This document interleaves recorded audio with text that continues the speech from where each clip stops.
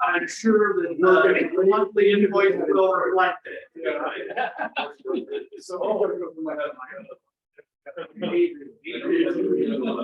it's bigger slush fund that I hear.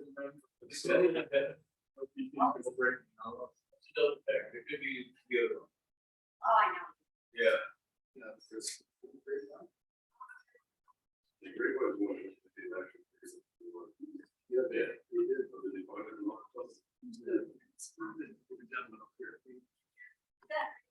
Yeah, I'm looking at it. But looking at me, who?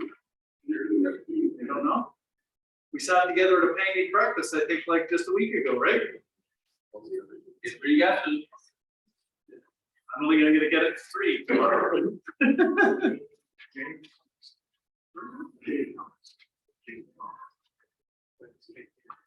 Oh, okay.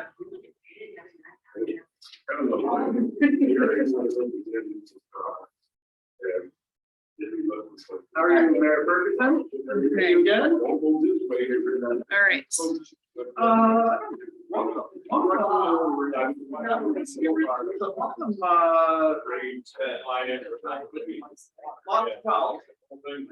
Which would have been when we took out a what was it gonna get into that? It was they did math, right?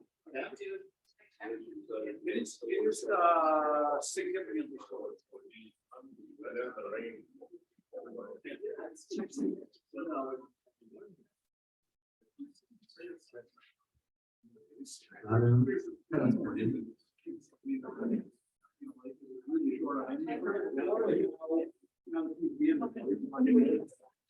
A lot of variables, with trading inventory and people going back to the office.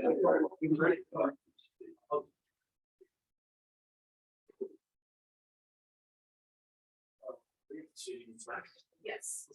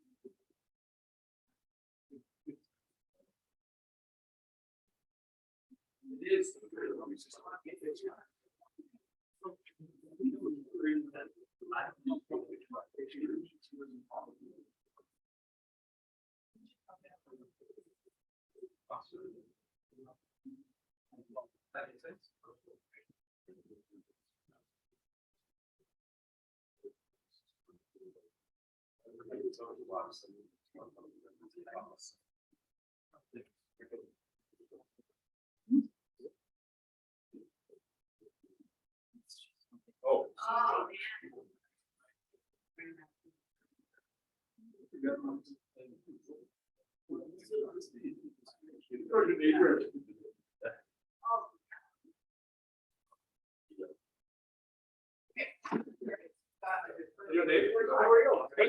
Very happy to welcome you to find your places. We're leaning back at this. We're going to give a minute or so here and get things underway. yeah, in the way of the camera. Oh. Perfect. Wherever you like, there's all kinds of. How many you got online? I cannot see it, have to go out and.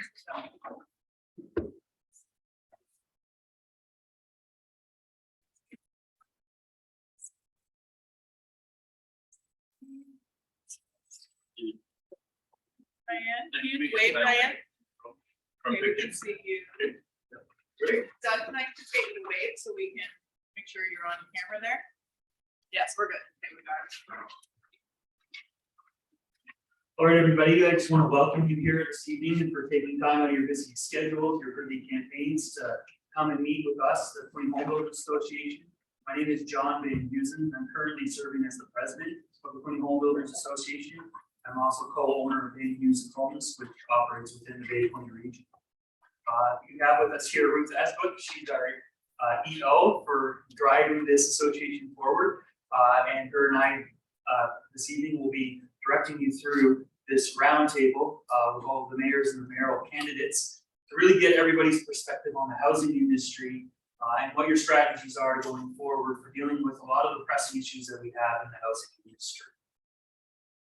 For the rules for tonight, please go to the next slide.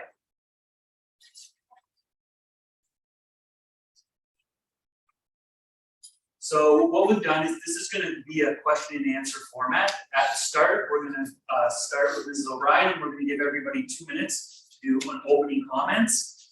And then what we'll do is we'll start reading our questions, and everybody will get 1 minute to answer each question. Now, all of the time is going to be done with Preston there. He's going to be our official timekeeper.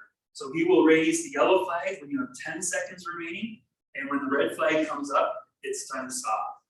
Okay, so we're going to try to abide by those time limits to keep everything moving and to keep everything succinct and concise. We don't have a huge audience in attendance here, but what we do have is we are recording this live. We're broadcasting it on Facebook, and we also send it to all of our members for after the fact, and that's where a lot of the uptake comes on this. So even though you're not seeing a lot of faces, you will have a lot of impressions as this will be used by our members throughout the rest of the campaign to understand what your platform is. So make sure you present well.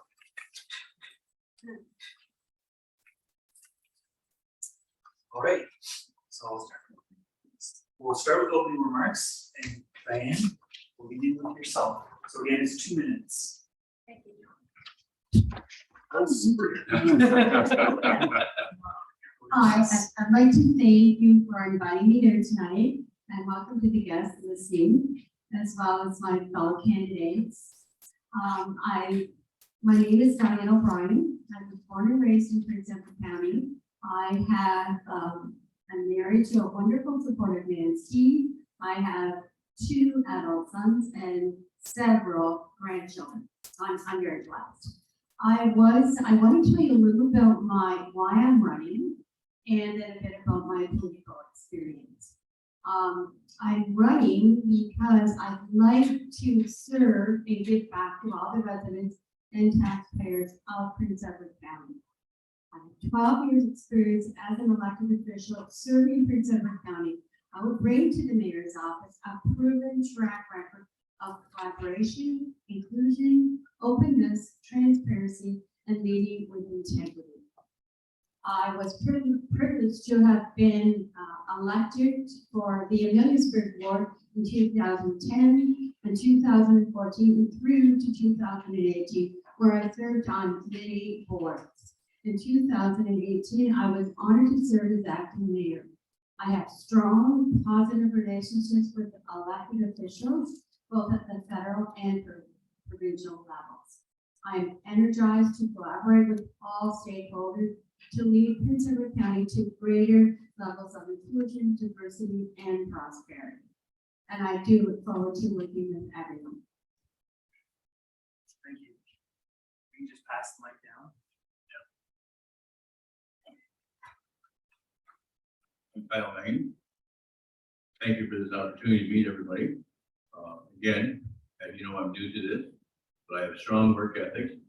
There's things that I would like to see back into the county, especially the involvement with the county people to make decisions.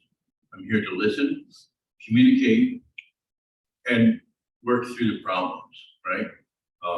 We need to do something for a number of different areas, even in regard to the homeless people. That is a special area, but like I say, at the same time, we need to do something that'll work for them, right? Again, like Diana, grew up here. I did go away for a bit and came back, but that's all part of life if you want to work and learn. All right, thank you.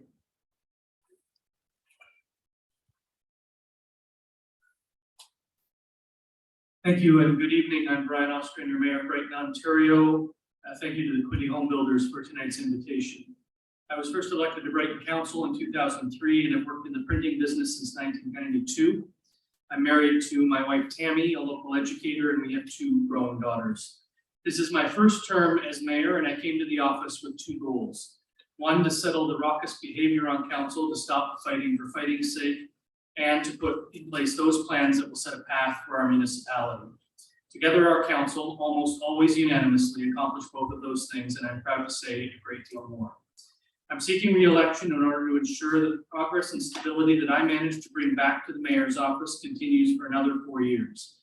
It is in bringing a consistent approach to listening to what our stakeholders need and identifying strategic opportunities to help solve problems that we've managed through this term of council, even during the ever-changing rules and processes of COVID-19.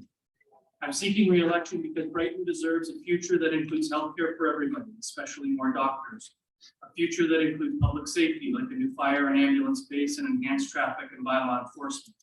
A future that includes infrastructure investments to keep up with our record-setting pace of road and sidewalk renewals.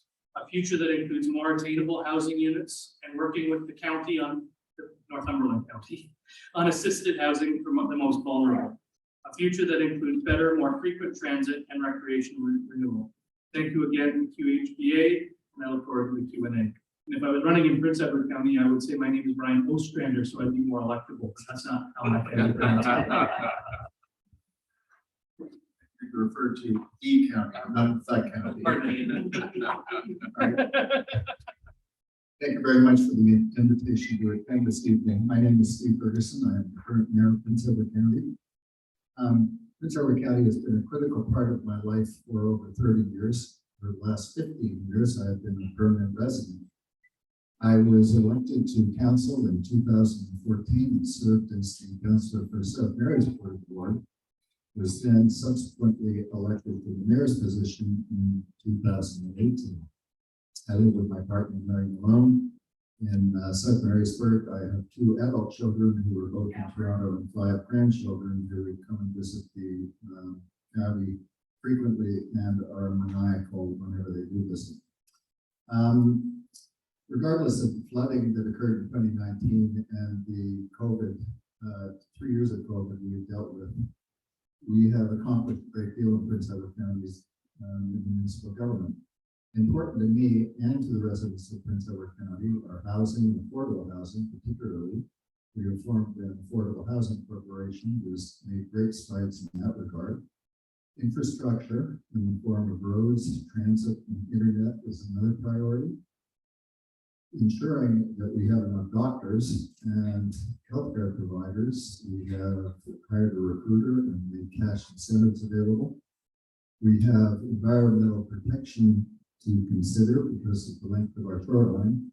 So we formed an environmental advisory committee to look after and advise council on issues concerning the environment. And finally, we want to eliminate red tape because there's just too much of it. Work is underway, but the work must continue. And that's why I'm seeking re-election for a second term.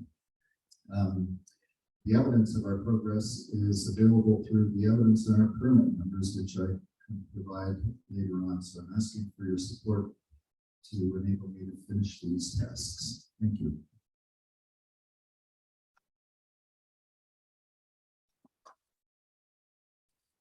My name is Terry Short. I'd like to thank the QHBA for inviting us here tonight. I'm a lifetime resident of Prince Edward County. My wife and I have lived in the county all our lives. And actually about 25 years ago, we bought the family farm, which goes back to 1792. So we've been around for a while. We have 3 children, and those children have blessed us with 4 grandchildren. So the family continues, and I'd like to think that someday that part of my family can come back to Prince Edward County to be able to live. Although housing right now is becoming a problem, that's one of the things we're talking about tonight. I owned Terry Short Electrical Services for 33 years, which I started and ran until 2 years ago when I sold the company to 2 former employees. They bought the shares, and so the company still runs under the same name, and it continues. And as far as council experience goes, I served 4 terms on council, 13 years. And during which time I spent 2 years as vice chair of planning, 4 years as chair of planning, 4 years as chair of the Economic Development Commission, and 2 years as council representative on the Master Fire Fund. Volunteer-wise, I also spent 9 years as what used to be the county recorder. So my involvement with the community has been large, and I appreciated all the time that I've spent there. This is the type of experience that I would bring to the mayor's seat should I get elected. And getting down to things that we need to address, STAs is one big thing that is affecting our area. And I would bring the moratorium back on STAs until we can get the STA situation under control. We have those that are registered and those that are not registered. And those that are not registered are playing are interfering with those that are registered. Other things that we have to address, of course, are affordable housing, which is one of the things I seem to be addressing tonight. Thank you very much. Thank you. My name is Doug Block. I'm running for mayor of the municipality of Brighton and Terry. I'll be short. I'll give you the rest of my time. Thank you. One of the reasons I ran was two dysfunctional councils in a row, and I ran for it. I also ran because a lot of things were going on in Brighton that were weaponizing the council and bylaws and motions against certain residents and certain builders, and they were stopping building from progress. When I got on council, all of the building processes that were going on were approved and get going. One of the problems that they had was stormwater management funds. I understand them very well. We helped get ECAs, we helped to get our developments going and building homes in Brighton. The other thing that's going on is property development in Brighton. Under the current where we are now, we are building some high densities that I do not support. I voted against it. But anyway, so building should be done properly, correctly, in the right location, and sustainably to be done. Also to affordable housing, if you get there, Brighton right now is not building affordable housing. Because to afford an $800,000 home, you got to have a salary of about $180,000 to $190,000. So most of the people are coming in. Most of the residents cannot afford the homes that we're building in Brighton. And I didn't have the questions for this. I just got them 4 minutes ago. So I'm sorry I wasn't very well prepared for my opening speech, but I have been married to my childhood sweetheart for 47 years. And I live in Brighton for the past 30, and I care about our municipality. And they keep the culture of our municipality, how it is enough to destroy it. I know that Doug Ford says build more homes. But if you don't build more homes, then you don't build more jobs and industry. Basically, you end up by going broke. The town cannot afford it because the tax base isn't there. Thank you.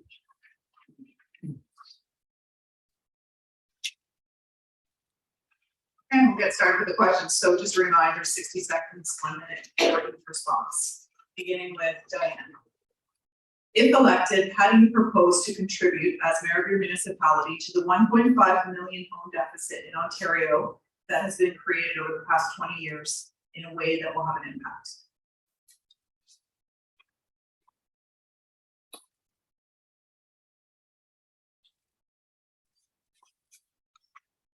I would work with all levels of government, municipalities, provinces, territories, indigenous governments, organizations, and communities, private and non-profit housing sectors in Canadians to share their ideas on how these programs could be most effective. I would also push the federal government to implement a housing accelerator fund that would remove barriers and help municipalities build housing more quickly in an ambitious and innovative manner. I would also, a rental program, I would aim to help make it easier for renters to work towards home ownership. 60% of household incomes currently goes to housing.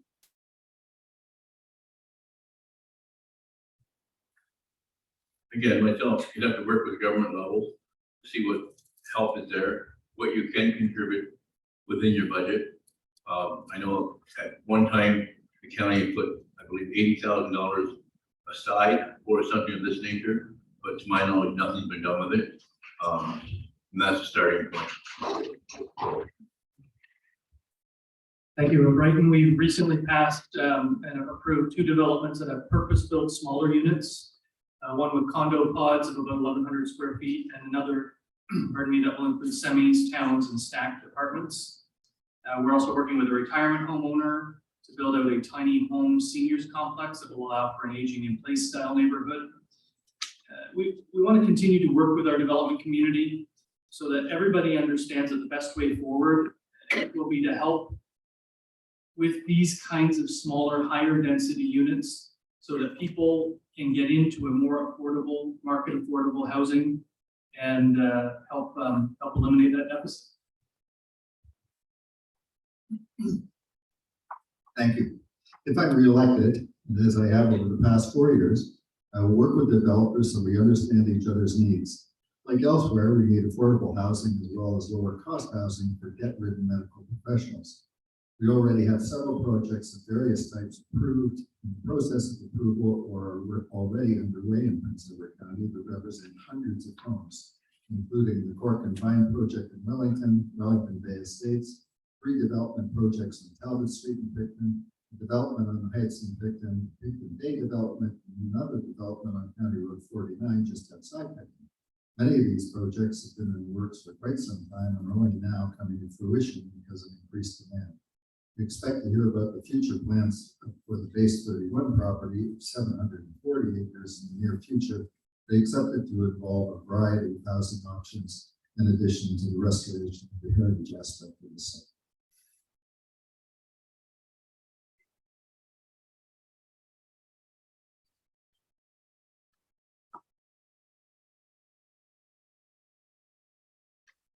Basically, one of the ways that I would say would handle the situation, obviously, is to continue with anything that's already been started on the current council.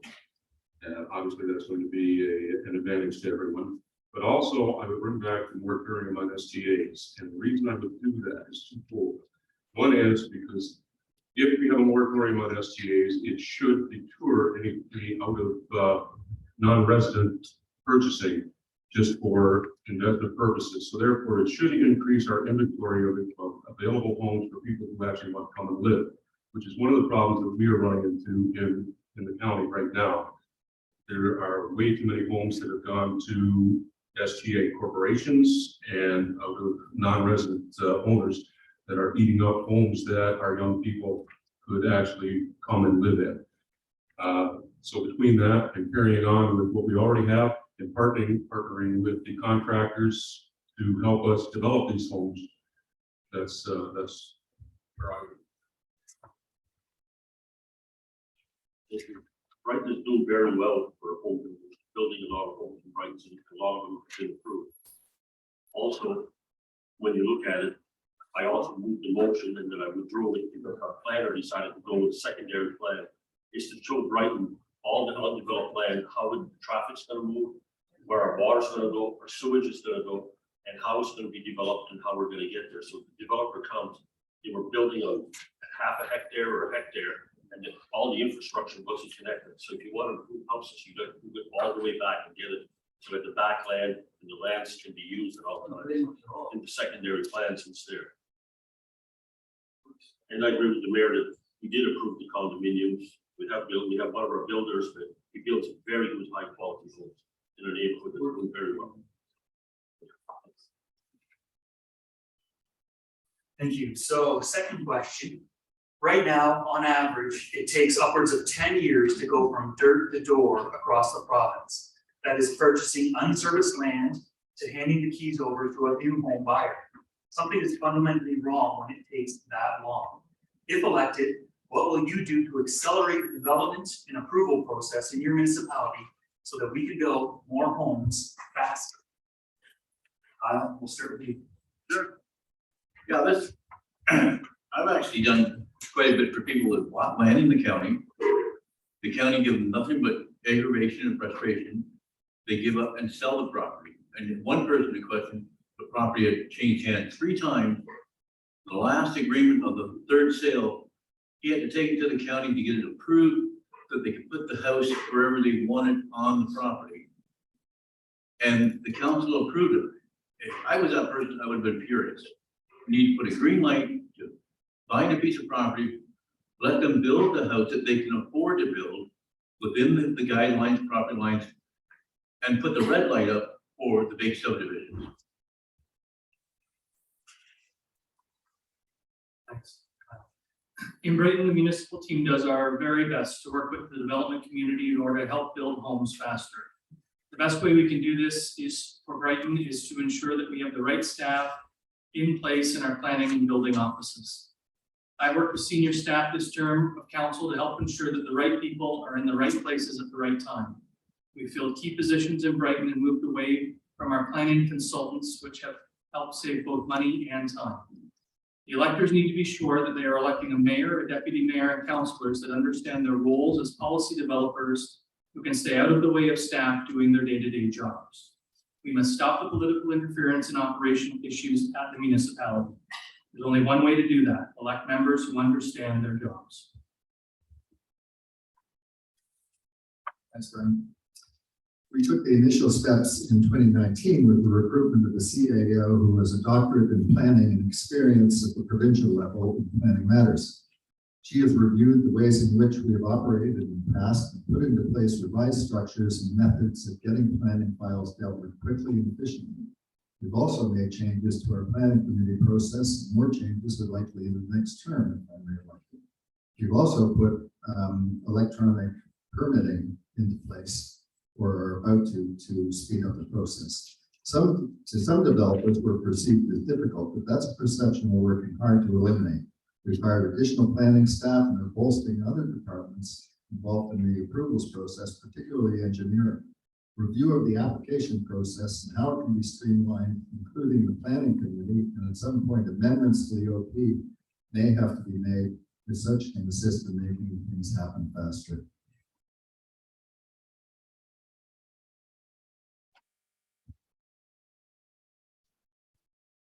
One of the things we definitely need to take a look at is working, of course, with province, because province basically dictates to us how our processes work. I'm glad to hear that our CAO is streamlining the process, but we can only streamline it so much at a municipal level. So it's a place where we have to team with the province and try to convince the province that we are dealing way too much red tape. I am quite familiar with our representative, Todd Smith, as well as our federal representative as well. So I would definitely be working with them to try to streamline the process. But having been involved with municipal politics as long as I have, I know it is always a long, drawn-out process to get anything through. And it's something that it's not just us, it's the province that has to come in to help us. Thank you. Where it said the application here for 10 years, I haven't seen that in Brighton. I've been on council, we have some developers that have bought the properties and got them completely through zoning and also building on the property within 2 years. And also assisting them through administrative environment, getting their ECAs for stormwater management plans, or helping them with Ontario One, getting there to get their electrical work done by talking to government ministers to make sure they get their equipment when they're coming. So when it says 10 years, I haven't seen this in Brighton. It may have been in the past, but it wasn't there during my term of council. So usually it's 2 years to 2.5 years and the projects are done in Brighton. So I haven't seen the delays. We've got great staff, it works good, and we're in a good council with this month.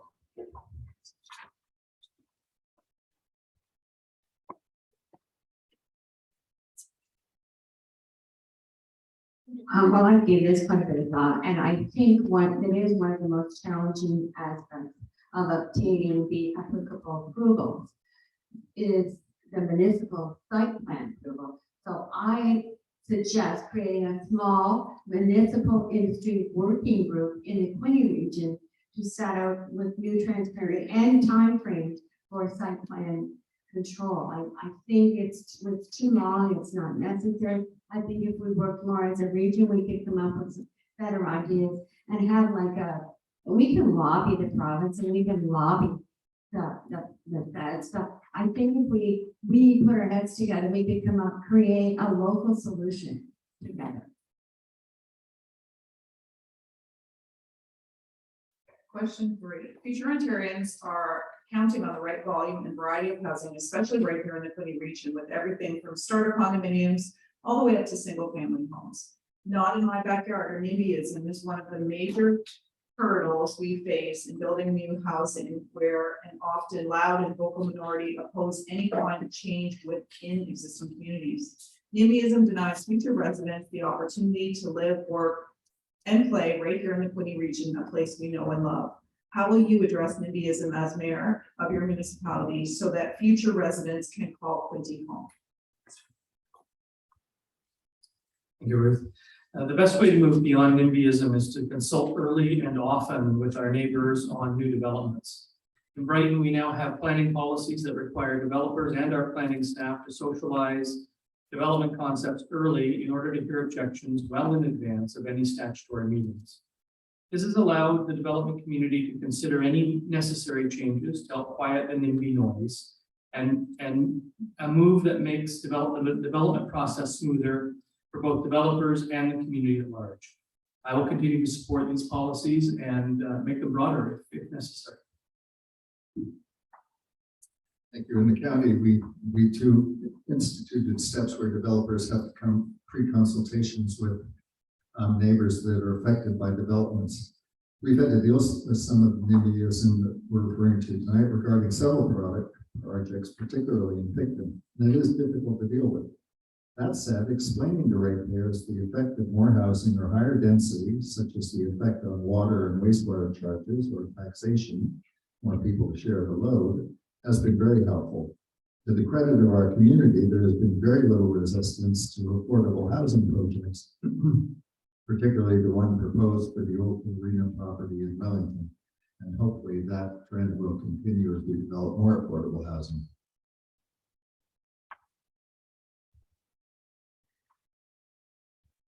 The easiest way to combat NIMBYism is to partner with the contractor that is going to be bringing in the development and have him interact with the community that the development is going into. Make sure that the new development is going to match the community that it's going into. This tends to be the biggest problem when it comes to complaints of new developments moving in, is that they're either the villages are too close, they don't suit our area. And the only way to combat that is to make sure that early on in the process, we bring the developer and the community together. And I always find that there is no black and white. The answer is always in the gray. So it's usually a place where there's some kind of consensus that can be drawn, and basically the resistance to the development disappears at that. I agree with your concept that a lot of people don't want to see their cultures with all these homes built on top of one another, where they need to have parks. If you can have low affordable housing, you have children, you need parks, you need parking, access parking. And we don't have that right now. And some of them, the streets are being blocked, you can't even get a fire permit. If you have a fire, I don't know how you would get through. So, and that's what they're seeing, and this is why they're objecting to some of the new high density housing that the province is bringing on top of us. That we need, all you need is that public meetings, open dialogue, working with our builders in the municipality of Brighton. It's been very open, they've been very accommodating, they've been very willing to change and to make changes. So there's only been one project that's been very controversial, and that's the only one we have so far. Thank you.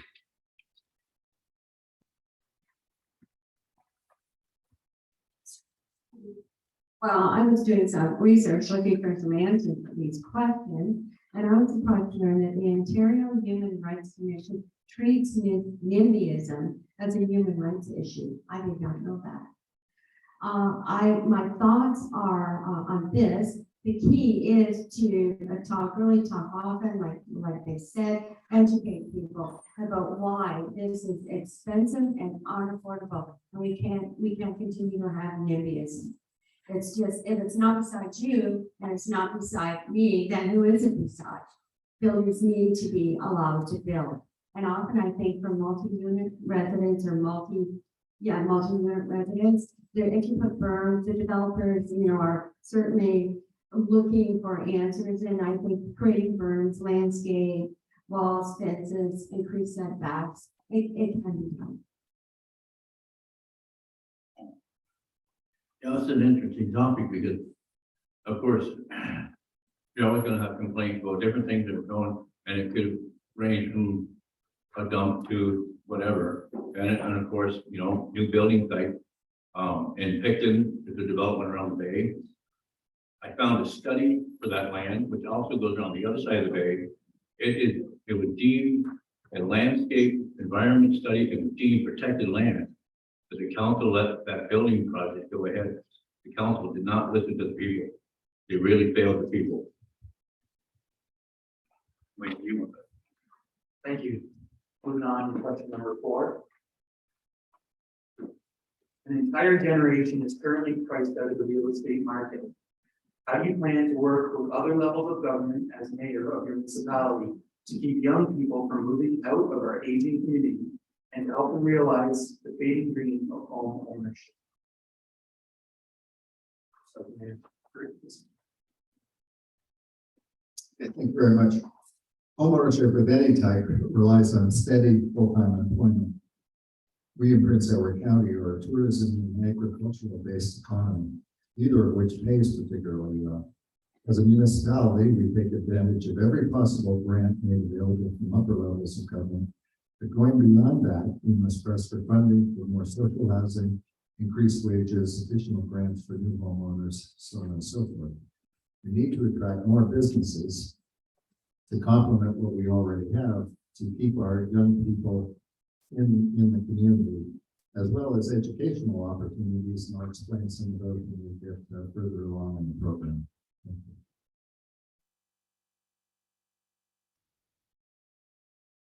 This is a tough question because we all realize that real estate is market driven. And our young people are looking for a place to live, but unfortunately they can't find it. We do have in the county, just about every employer is looking for employees, but unfortunately, because of the high cost of fuel, no one can afford to drive any distance to get there. So what we're looking at is trying to develop affordable housing, but everyone knows how tough that is. So it's going to be a while before this whole thing can iron itself out. The only thing we can do to get affordable housing and affordable renting is where it's all going to start. Is once again, we have to work with our upper levels of government. The county is only 25,000 people. We have a very finite tax base to work within, be able to take care of every need that we have. So to have a lot of money to put into affordable housing is, it's not there unless we go to the upper levels of government and try to entice them to help us out with whatever they can get us. Thank you. Affordable housing, well, you have to be able to afford it. To have to afford it, you have to have jobs. We have a lot of employment land in Brighton that should be utilized and bring more industry in. Or they start with affordable apartments funded through the QHBA. And we have 2 projects that are being looked at in Brighton now. I'm working with our planning department to bring affordable apartments to Brighton.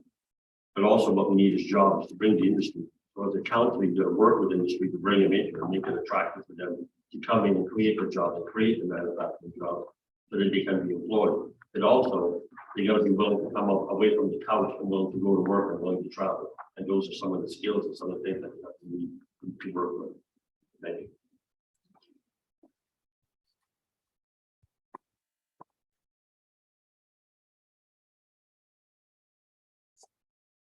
I would recommend working on options with the federal government to relieve the housing cost burdens on low-income households by giving them subsidies, policies that boost income like earned tax credits, higher minimum wage, or a proposed universal basic income also help poor families pay for housing. Also, I think a lot of young folks are moving out. We need better broadband in rural areas, and we need better health care. And I think that we would see the people, the younger people not go if they had some of these necessities. Yeah, a really big topic. Myself, I would like to see a pilot project of a community tiny home thing. We don't know how well it's going to work until you try it. And I think it should be given a try for the people that would work for it. And again, allow people to buy a piece of property, build the house they can afford. I also worked as a superintendent at one time, and when a person moved out to the new person moving in, the landowner would jack the rent up a crazy amount. There should be more control, but again, that to a government level. So that 5% increase per year stayed locked in for that unit, even for the next renter. That's just one of the things you have to look at.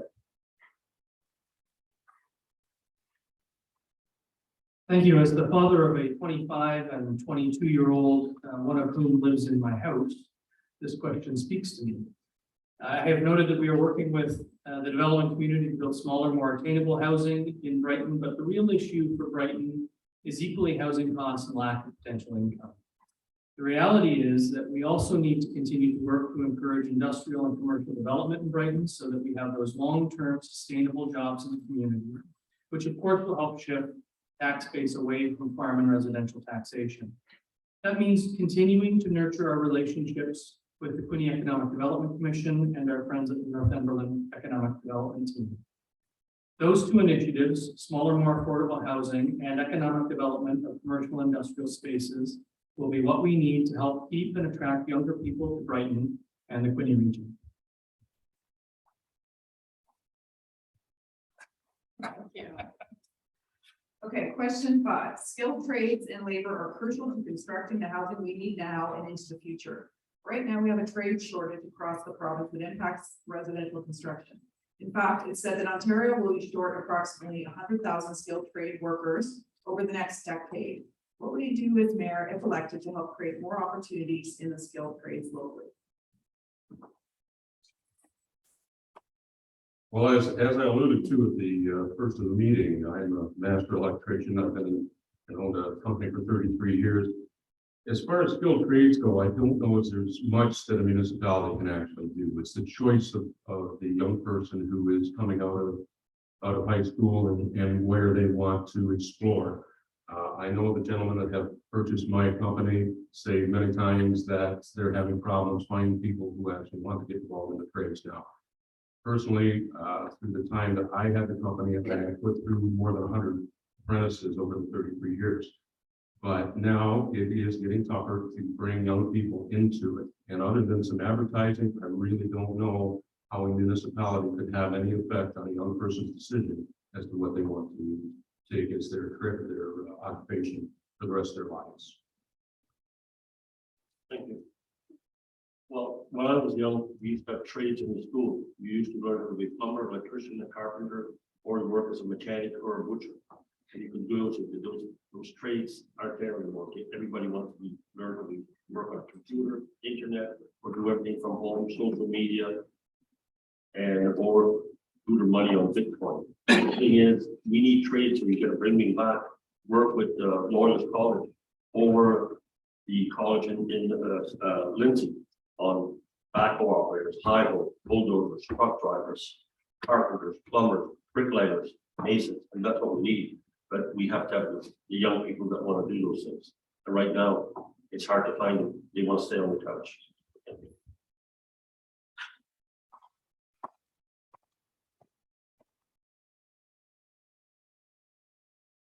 Well, I would contact the school board on where they currently are with skilled trades and elementary as well as high school. I would engage with the Ministry of Labor, with training and skills development to seek attention to this area. I would also encourage the Ontario Group Sponsorship Grant Program that gives up to, what is that, 100,000 annually to encourage employers to come together using a group sponsorship to arrangement to hire and train apprentices. There are government programs, and I don't think we push that enough. I don't think we know that it's up there, and I think that could be another opportunity. Also, I thought about hiring a skilled trained recruiter. We hire doctors recruiters. Thank you. It's a tough question, but I'm very fortunate to complete my schooling in a place at Prince Edward County. At that time, was the best technical school almost anywhere. We had grade, I believe, 6, 7, and 8 shop classes. We basically, just played around. When we got to high school, we got to really focus on what we wanted to do. The kids don't have that option today. And the other training is basically put on the lap of the employers, which is very unfair. That's going to have to be a government issue, but we have to get right back to square one of teaching the trade in the school. Thank you. I will continue to work with our economic development partners in Quinte, including Quinte Economic Development, and in Northumberland at the Economic Development Team, and of course, our local economic development team in Brighton. To continue to encourage our post-secondary schools in the area, especially our friends at Loyalist College, to increase their offering of opportunities in the skilled trades education sector. Equally important will be for me and other leaders across Ontario to carry the message that apprenticeships and education in the trades and working are at least as important as heading off to university to get a PhD in the finer points of Jedi studies or whatever.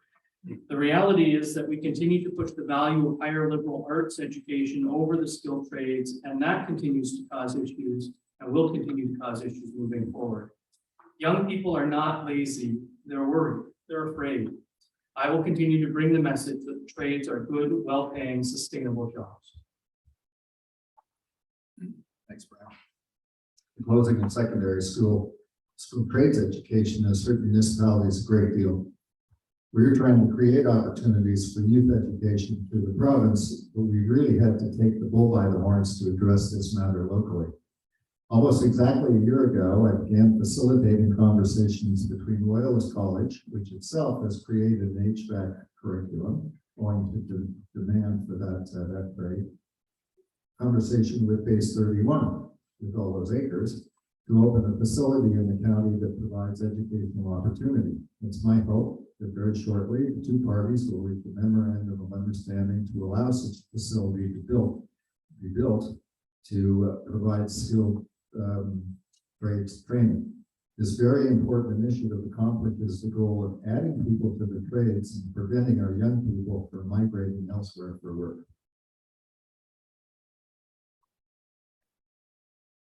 Question 6, official plan. The official plan and updates are often do not take into account adequate consideration of servicing constraints. For example, water pressure, sewer capacity, stormwater, or the current inventory of housing to build and people who do not want to develop their land. This has resulted in lands identified as developable that will not be developed for many, many years, leaving land that could be brought into the official plan out. What will you do as mayor, if elected, to ensure land is properly identified as having practical development potential? Thank you for the questions. As a councillor, basically I brought a motion on for a secondary plan.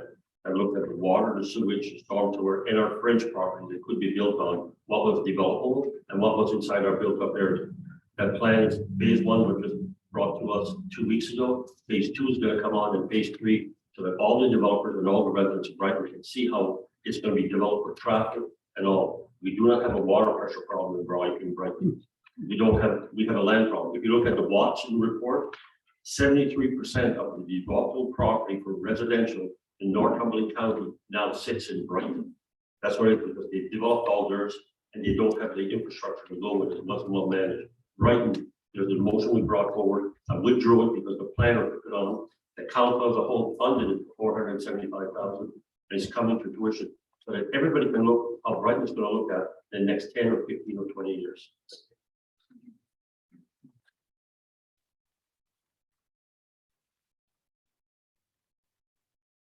Well, I would establish a committee to review components of our municipal planning strategy.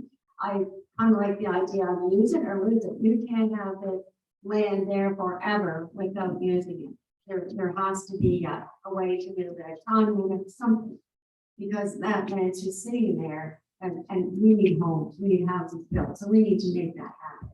So I would establish a planning advisory strategy and how it's linked to our land use bylaws within each municipality. Yeah, similar, work with the planning department so that you can utilize, like say, a land not being used at the moment, provided it falls within all the zonings and that you could possibly use it for housing or light industry or anything that comes along. Thank you. As I said in my intro, I've been on council since 2003, so that's for 2 full OP studies and probably 2 updates as well. If there are lands in our built boundary in our OP that are not actually serviceable or buildable, then I'd like to have a fulsome discussion with our development community, our planning staff, and Northumberland County, our delegated agency for provincial approvals, to ensure that we are doing what needs to be done to ensure that our development area is indeed developable. What I don't want to hear is after we've sent that OP off or updates off for approval, is complaining after the fact that something went wrong. This is why we engage so frequently and so often during that process. We need to be working together on these issues, and I will continue to work with our local developers on this and other land use planning issues moving forward. Thanks, Brian. Our new official plan came into effect in July of 2021 and has considered the matter in question. But importantly, the secondary plans that are in place for Picton and Wellington have anticipated future servicing needs. I'll use Picton East as an example because of the rebuilding of the Prince Edward County Hospital, as well as the long-term care home and new residential builds that are being proposed further east. What we can't do, of course, is allow development to infringe on prime ag, but we have anticipated the servicing needs for the most densely populated areas of Prince Edward County.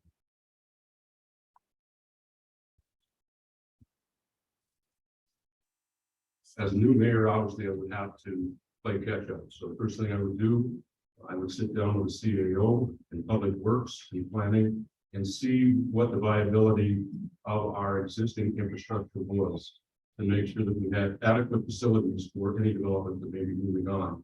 And this would become a very important part of any developer coming forward to us with proposals, is to make sure that we have infrastructure first and we're not playing catch up afterwards.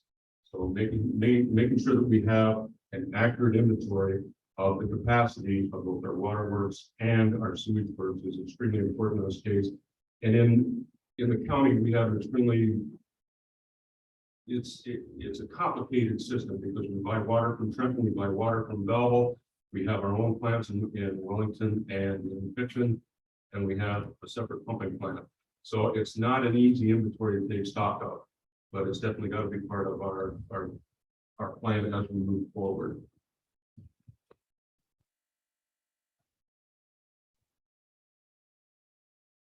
Okay, question 7. The current housing crisis locally requires innovative, non-traditional solutions. In consideration of this, what are your views on building residential housing in areas currently zoned for manufacturing or industrial? And what do you think the impact would be on affordability and transportation?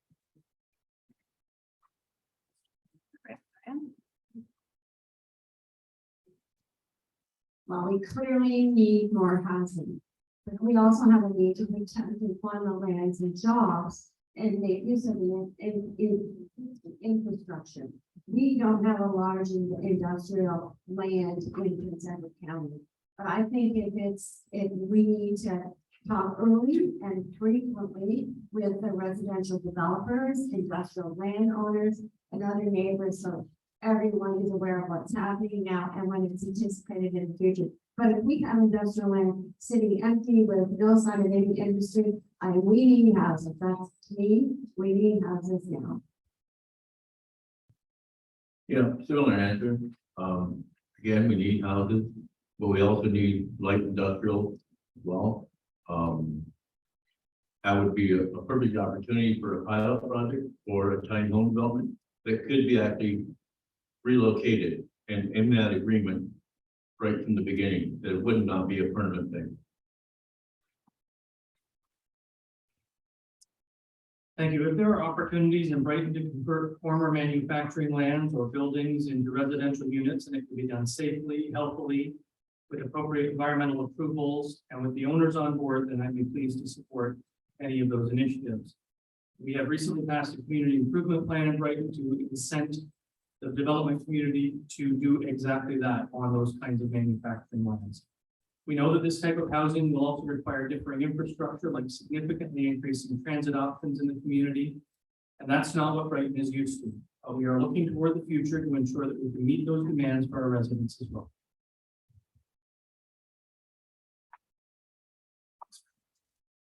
Any such land like this industrial land, there isn't a lot of it in Prince Edward County. Certainly not in the major urban centers of Wellington and Pickney.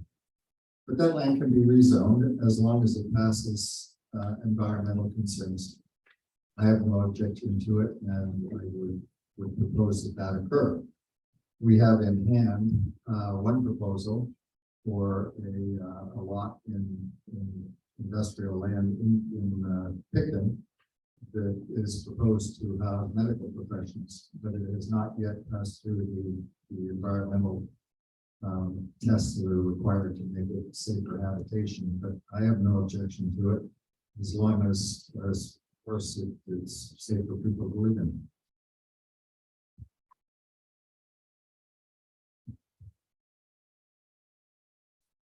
In the county, we have huge land mass. We're actually 3 times the mass of Toronto. So we have a huge land area. In that, we have a very finite amount of industrial land and land that we could use for industry to live. So I think we have to be very careful about using industrial lands for anything other than that if we hope to bring in any light industry or enhance our businesses, which is mainly tourism right now, is a light industry that can keep our young people with good paying jobs and helping to retain them. So I think we have to be very, very careful as far as our use of industrial lands and changing them into residential lands. Obviously, we already have a very large land mass and very few people. So we do have many places where we can build homes. We have very few places where we can actually set industry. Thank you. Brighton is very fortunate that it has a lot of industrial land and it also has a lot of land to develop as homes and still waiting to be developed as homes. And we have a lot in our fringe area. So using employment lands for residential, if it came to that point, yes, I'll be there. But sooner or later, like it to be zoned commercial, to bring more jobs and bring more manufacturing instead of bringing large industry. And when the new wastewater treatment comes, they'll be able to fill up the entire industrial land and handle all our developable lands for residential. Those are some of the points that are there. And working with our developers to try to see what they need and what their needs are to move forward.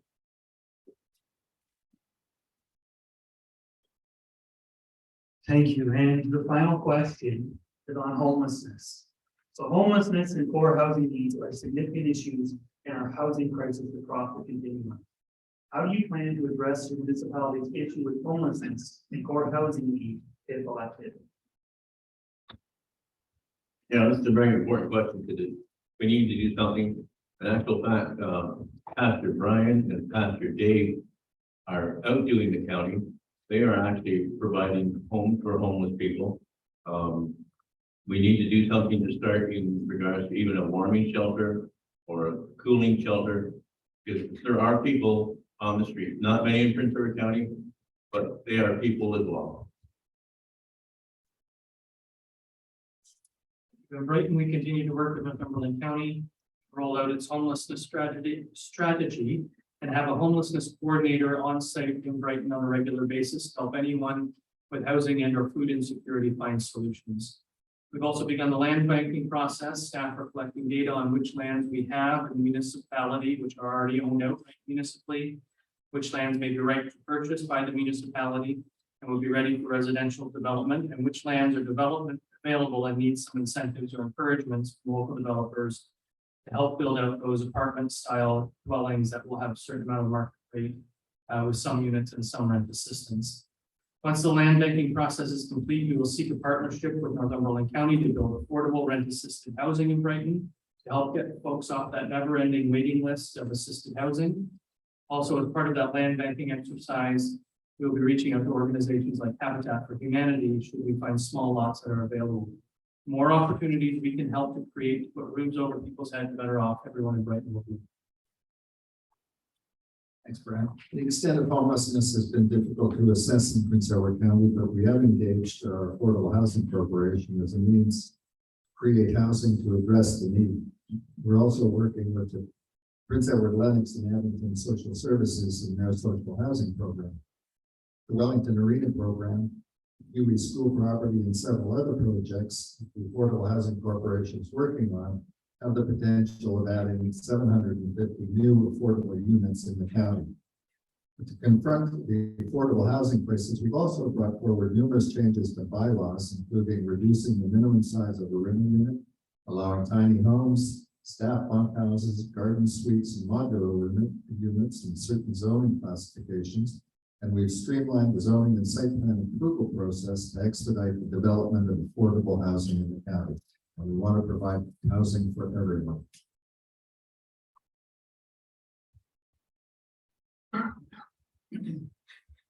I find if we're addressing homelessness, it's not exactly the same as affordable housing. We're addressing the people who do not have a home, cannot afford a home, have been displaced somehow along the way. And in this case, I think we need to work with the churches and social services because they're the two largest contributors to finding these people homes and some habitation. And they're the experts in this particular area. So I would propose the municipality would work with these closely to see what we could do to help them help these people. I agree with working with the churches and social services to help the homelessness. Also to see if they need a job or they need more. We have the warming shelter and the cooling shelter in Brighton established by the entire council. We also, the land banking was something the mayor was talking about. Basically was brought in by Council Bateman and myself. We saw the needs, purchase land so the town would have land so we can deal with the county. And so we can do with the CHBA to build affordable apartments, affordable homes, or tiny homes. I also helped Golden Pond work with them and assisting them in building their affordable homes on their lots where they can age in place, then moving to the seniors home. And it's been kind of moving forward now, but it was kind of stalled for 18 years. With the mayor and the county starting to move forward. So we're all this initiative. Thank you.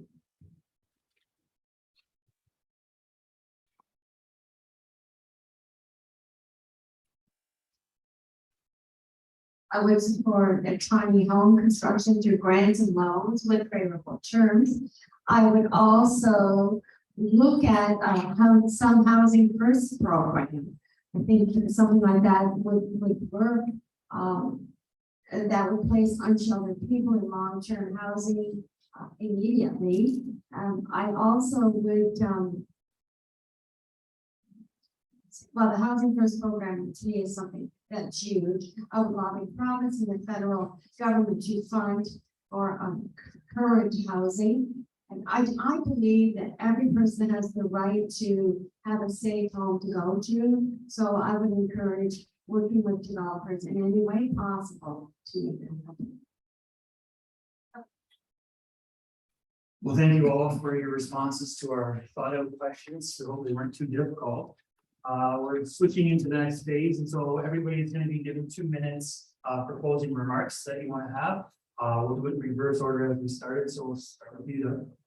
Well, thank you very much. Well, thank you very much for hosting this and thank you very much for asking all the correct questions for housing, affordable housing, for homelessness. We also hit the jobs and public camping board and planning, water, sewage, and stormwater management. So they're all valuable things that the municipality has to look at. And as mayor, I would look at them all and look and work with staff and work with the developers, people building Brighton's moving ahead correctly. It's been one of the leading places in Quinte West for building homes for the size of the population. And it's working forward. The next time that I would come to one of these, I would appreciate the asking questions 4 minutes before I sit down. I thank you very much. Well, I'd also like to reiterate the fact that I'd like to thank you for hosting this tonight. It's been very informative. It's also made us think, which is a good thing. It just emphasizes the fact that we as a municipality and you as contractors have to work together to make this successful for both the municipality and yourselves. We all know that affordable housing is a very tough thing to achieve, and the only way we're going to achieve it is to work with, as a partnership with our contractors and with the upper levels of government to make it happen, because otherwise we can't bring it into fruition. We also address the fact that NIMBYism is a thing that we have to work against. And once again, I think we found that the fact that if we work together and we work with the community that this development is going into, we find that we will have a lot less restriction and reservations than we have in the community as to the development that's moving in. So I'd like to thank you all for the time that you've given us tonight. And I appreciate the questions and I hope I answered things the best I could. Thanks very much, Gary. I'm a big believer in gathering around the table, have a conversation to iron out problems. I've done it on numerous occasions with members of the development community who have brought forward or want to pitch ideas. And between us, we talk about those ideas and how they fit the community and how the community can work with developers to bring those ideas to fruition. That is something that has proven to be very effective, at least during my 4-year term. I very much look forward to carrying on and doing exactly that for the next 4 years. We have numerous challenges in Prince Edward County, our limited population, the breadth of our real estate, 1,050 square kilometers, that we have all kinds of opportunity for the developers to come in and develop different types of housing in different areas of the municipality to address everybody that wants to live and thrive in Prince Edward County. And it is something that is one of my key goals going forward. I look forward to continuing this conversation or these conversations as we move forward in the next 4 years. Thank you.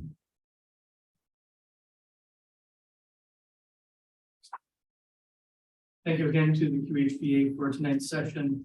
Housing is a partnership between government and developers, and it's all levels of government.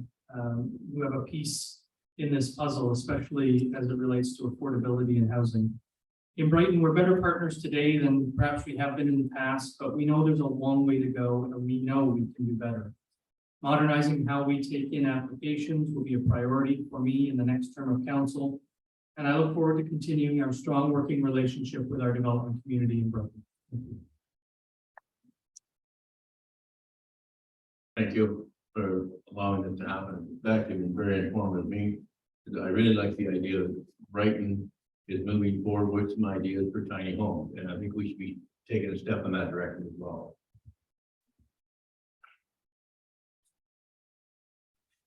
Over the past couple of years and throughout this campaign, I've actively sought input from neighbors, family members, friends, and all residents of the county to hear their concerns and learn about the aspirations for Prince Edward County. In many conversations I've had and continue to have, I've heard your concerns about soaring taxes, housing and homelessness, land use and development, job vacancies that employers struggle to fill, and the recruitment of healthcare professionals and after tonight's skilled trades. So I know and understand the issues, and I'm running to be your mayor to serve all residents and taxpayers. I'm energetic, hardworking, and committed to protect them.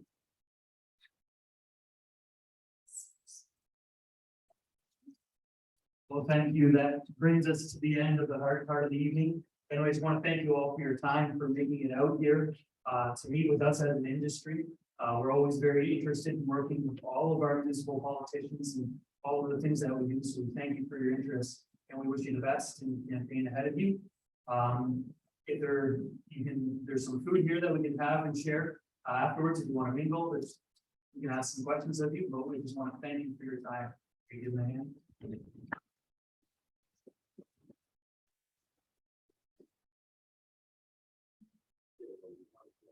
Does anybody have any questions you'd like to ask? That's the hard part. I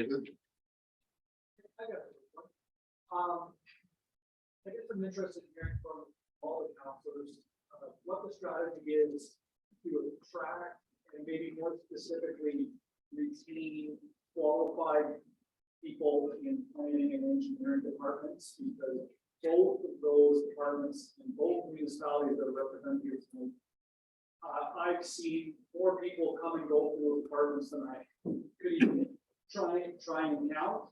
And almost all of the things that everybody spoke about is going to have to fall back upon qualified staff people to fulfill those commitments. And I just see that as an ongoing challenge, and not just for the two municipalities that are here, for all the municipalities that I work in, which extends to Valpo, Quinte Township, Trent Hills, etc. And it often just seems to be a reshuffling of the deck. Someone that I saw Prince Edward County is now at Brighton. The person that goes from Brighton to Trent Hills we're not actually gaining any new talent, or adding any people that complement of staff.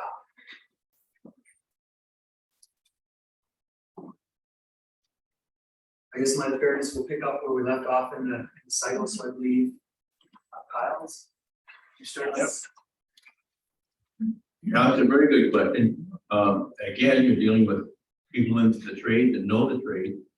And you've got to select the right person, right? And don't be afraid of new faces. I'm with you totally.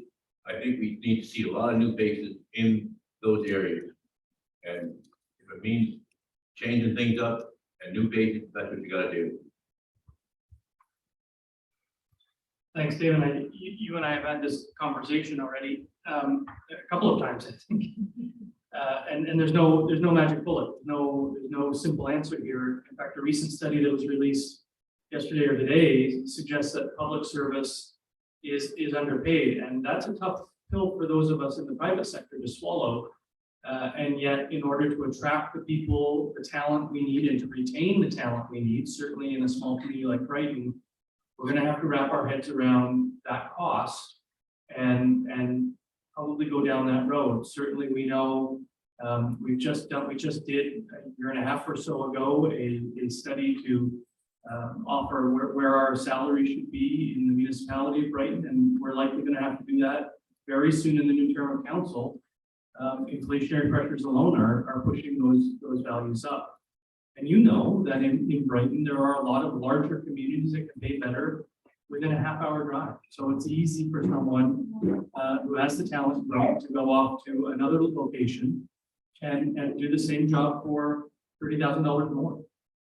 The simple reality in our community is that we need to ensure that we're not interfering on a day-to-day operational basis with what our people are doing. The operations have to be controlled by operational managers and let council deal with the policy issues. We must not get into the muck and mire as members of council in the day-to-day operations, because I think that's what's led to a great deal of the vacancies in our community over the last couple of years. This spoken from the mayor of Brighton, who, how many of our guys have gone over to? We've spoken a few. Yeah, thank you very much. Yeah. With our thanks. Yeah. This is, Brian is spot on. We are in a highly competitive market for these professions. Planners are extremely difficult to try and attract from other municipalities, but we in the county want to ensure that we are hiring the right people within the constraints of the compensation we can provide. And in many cases, that is not competitive with other municipalities. And if we raise the pay, it has for any particular position, that can have a trickle down effect elsewhere. But we are constantly searching and trying to locate those wonderful people who can make a big difference to the planning process in Prince Edward County. Because at the end of the day, what we want is for you and the development community to have a seamless experience in moving your project from point A to point B, C, and D. And I know there has been frustration because of changes in personnel, and that's something we need to eliminate. We're trying very hard to work through the process and simplify the processes to allow that to happen. Finding key talent is critical to that, but we are doing our best in the planning department and engineering department to attract the best, but also create a succession plan, have a succession plan in place so that those other people that want to rise to senior positions have the ability to do so. But we're in a very tough situation now, given the demand for these professions in municipalities throughout Ontario and Canada.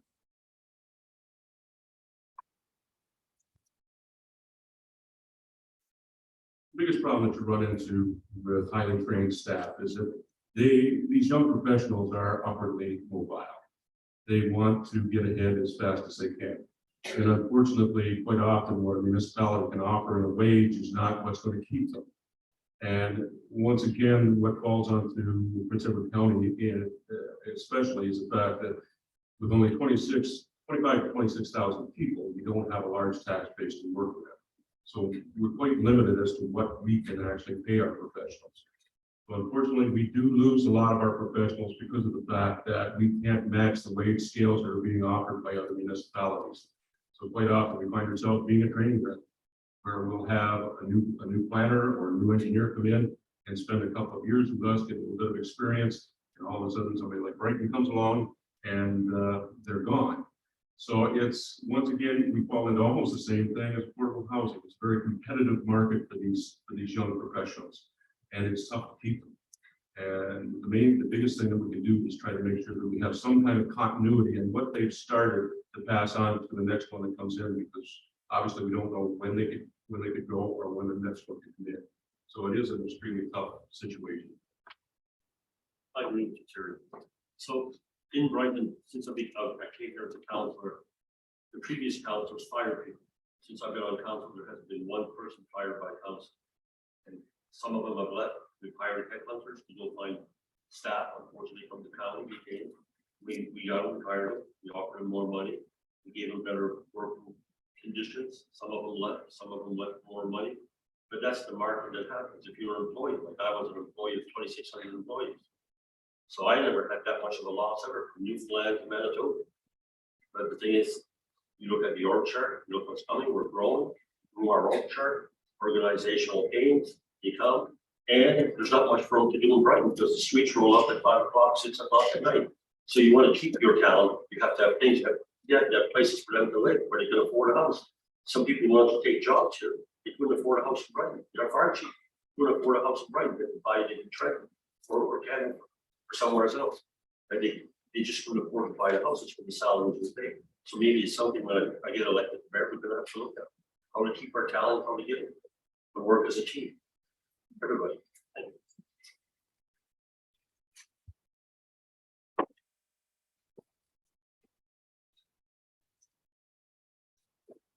Well, I think a lot of the public service workers are at an age when they are retiring. And I think if we could set up some type of mentoring program within each organization, that would help. And also, I don't think it's about money. I think it's more about giving the employees what they need. Like housing is huge. So a housing that they can afford. And I think if we could educate and promote from within, sometimes we look all over the world and the person's right there. They just need the training. So I think we make it more difficult than it has to be. And doctors, we need doctors. And, I think these young folks would come if they had doctors and housing. Thank you. Were there any other questions? No, okay, well, again, once again, thank you for your time, and wish you the best. Thank you. Thanks very much. Yeah. I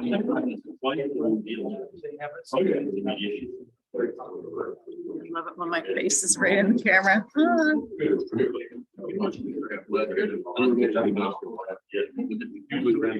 now,